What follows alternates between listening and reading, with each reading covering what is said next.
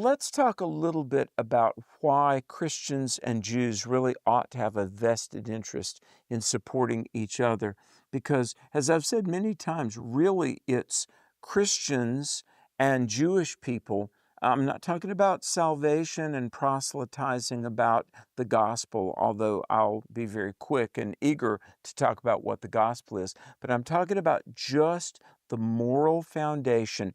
It's been called many things: objective truth, absolute truth, natural law, the Ten Commandments, the Judeo-Christian worldview, that there are males and females. Procreation requires a male and a female. Marriage is between a man and a woman. Rights come not from government, but from God.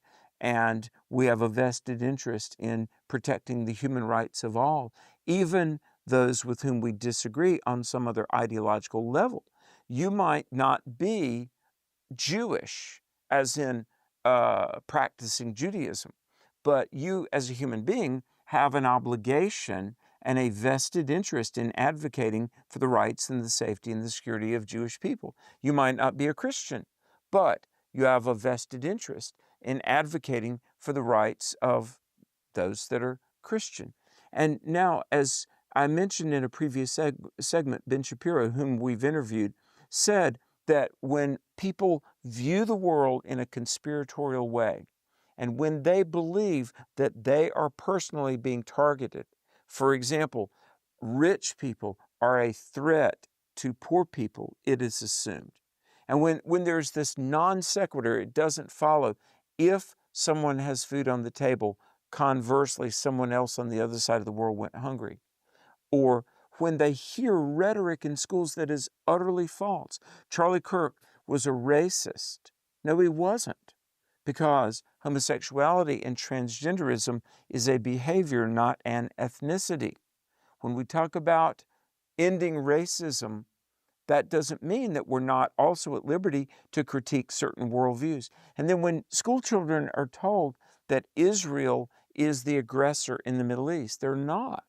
That they commit genocide in protecting what is theirs from time immemorial. The most indigenous of indigenous people in the world, the Jewish people in the land of Israel. Folks, it's time that calmly, factually, we reason together. It's what we've been trying to do on this show for years. And I want to challenge all of you, especially Christians and ministers. Use your voice, your influence, to advocate for the rights of Jewish people. Israel has the right to self-determination, the right to exist, and yes, the right to self-defense. And using the land that has been theirs since, the history of the world, that's not genocide. That's just good government and advocating for the rights of the people. Folks, stay bold, stand strong, speak truth.